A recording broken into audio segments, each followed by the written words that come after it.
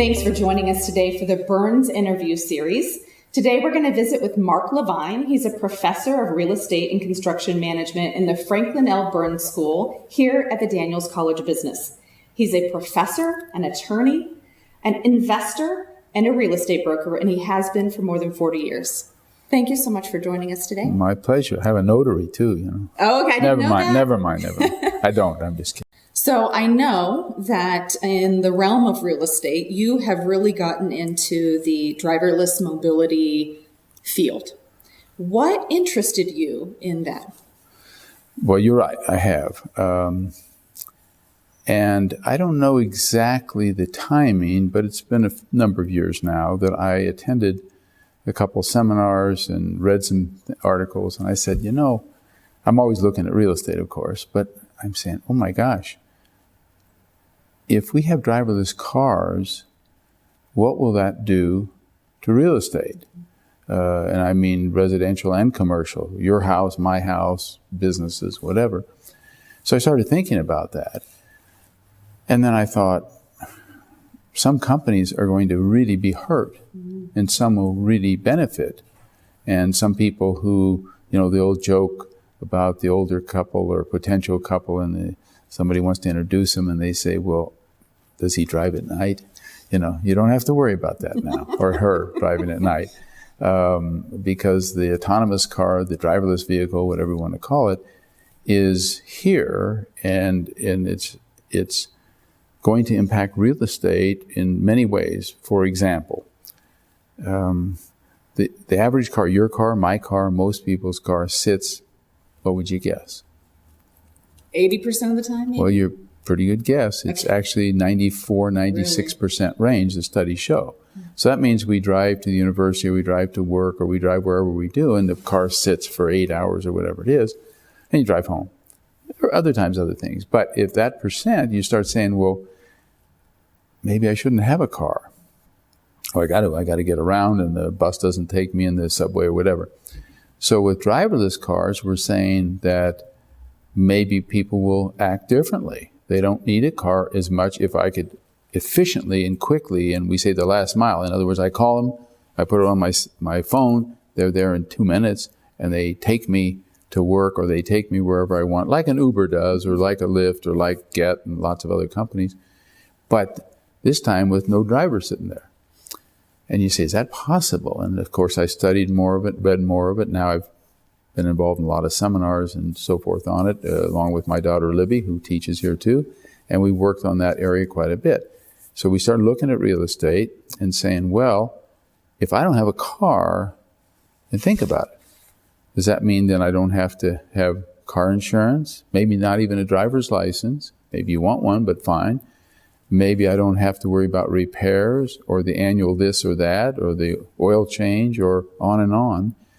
I don't have to put the money out to do that either. I don't have to spend 20 or 30 or 40 or whatever it is, thousands to buy a car.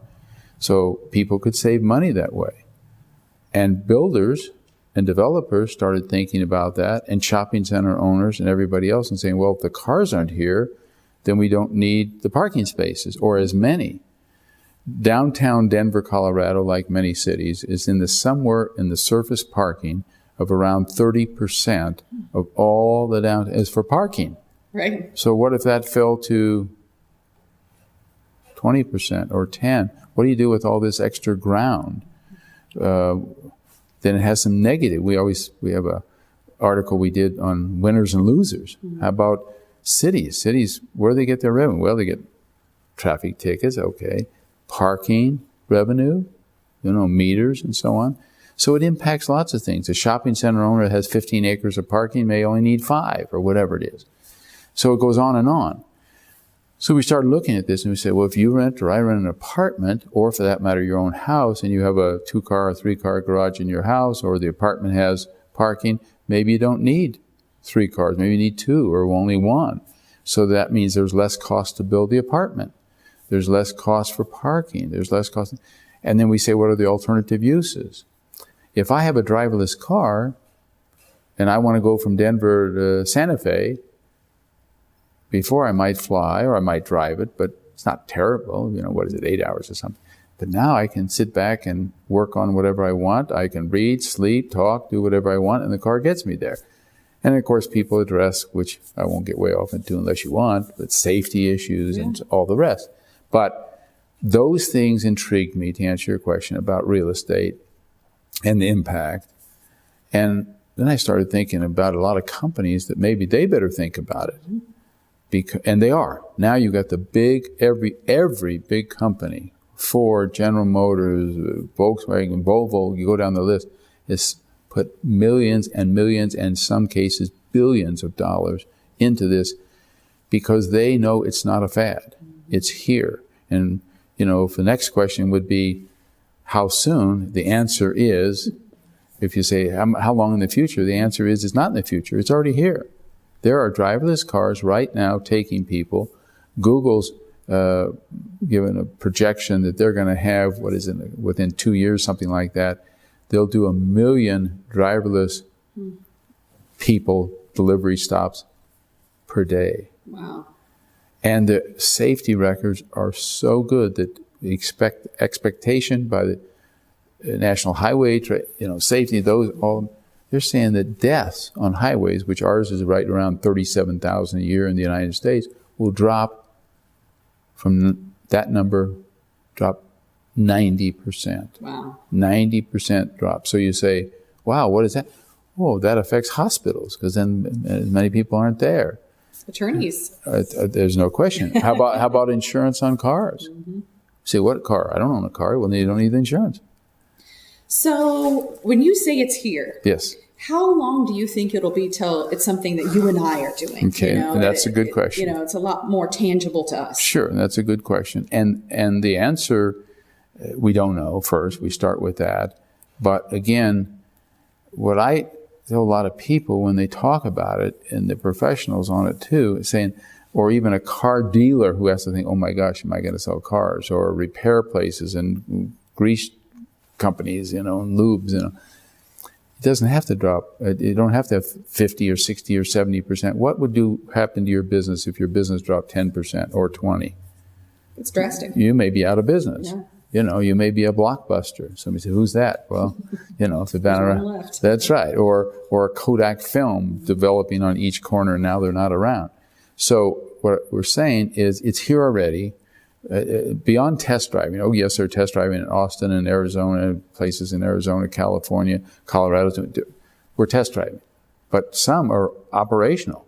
There are driverless vehicles at airports, schools, different places that are moving around, shuttling students and people at airports and so on. Today, there are driverless vehicles now commercially on it. So it's already here.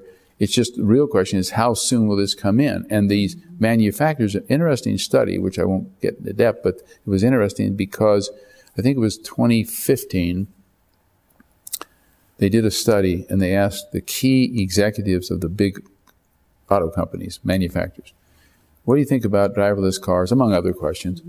And how do you rate that as an important issue? I think it was something like 12 or 15% of them said, yeah, it's kind of important to think about. That meant 85, 90, whatever percent, nothing. The next year they tested, it went the other way. 85% said it's very important. They now realize that it's here. And if I was Ford or General Motors or any of the companies, I would say, if I don't change, I'll be out of business.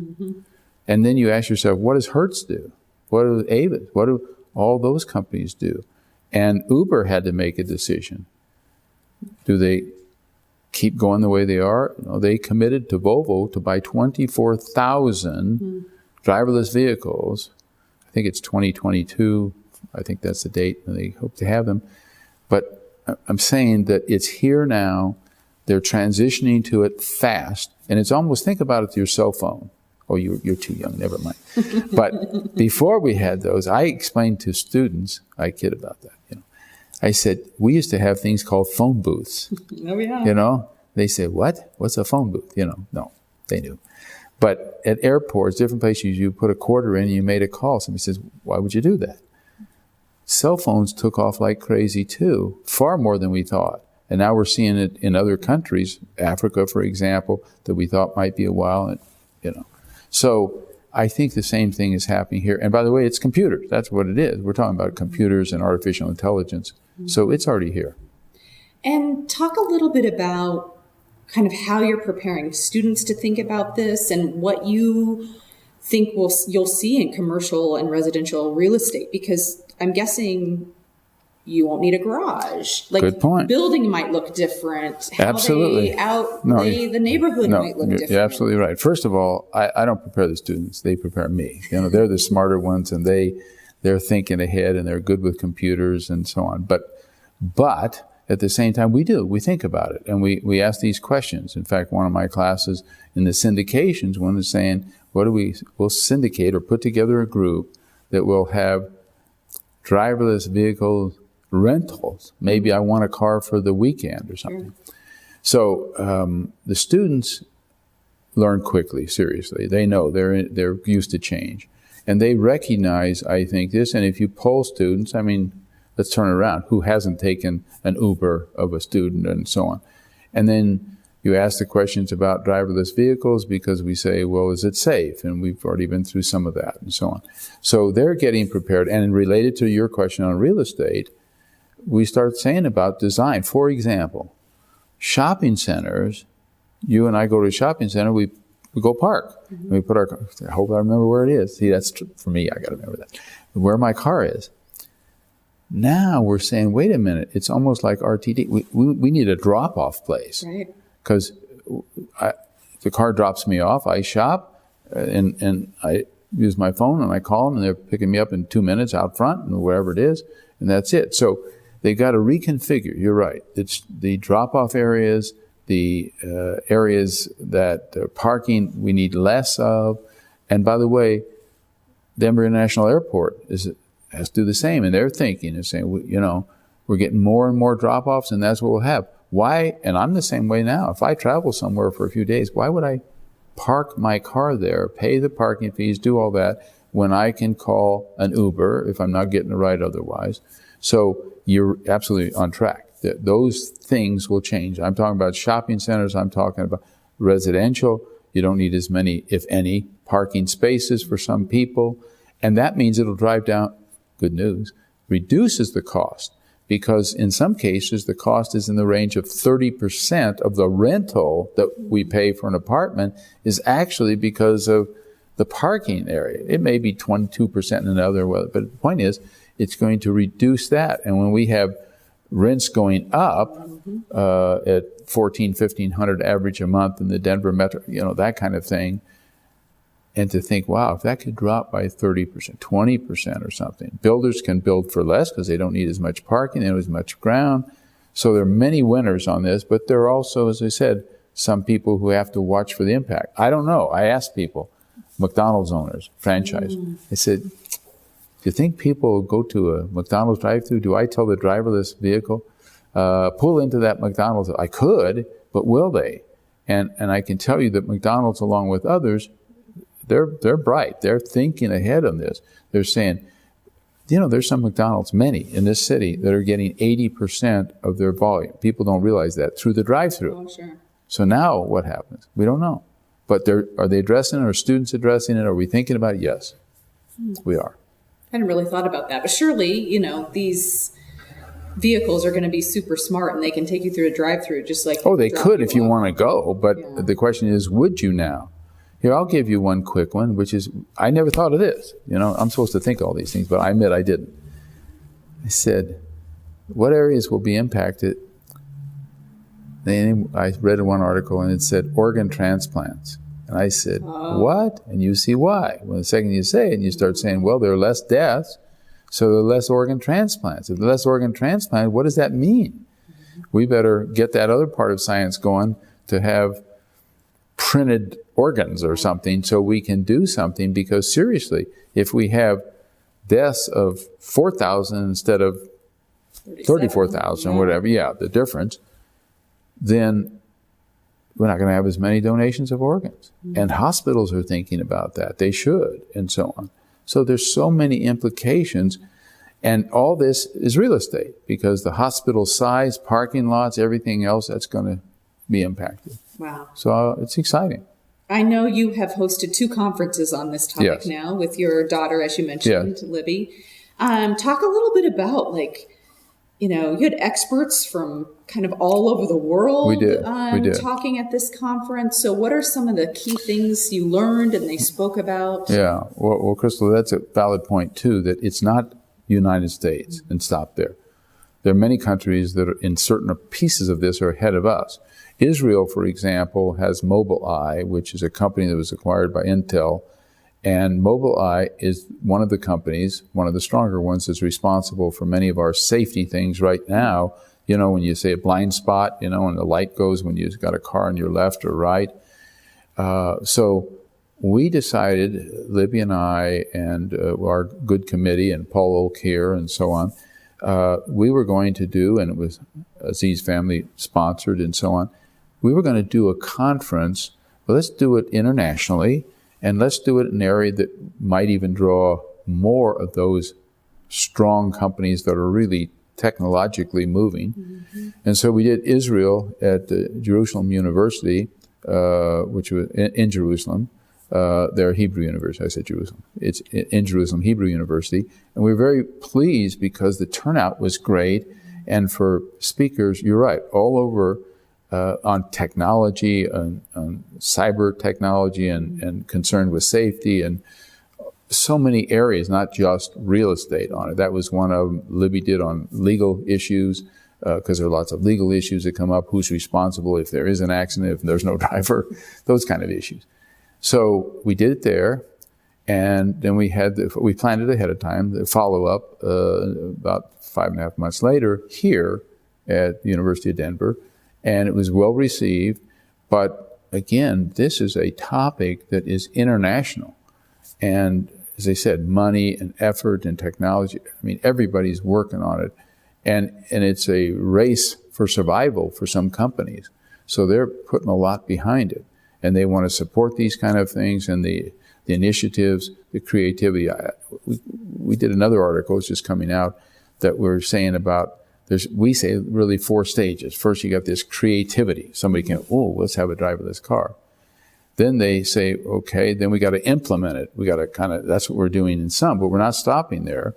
Then we're asking what you asked, what's the impact in the society?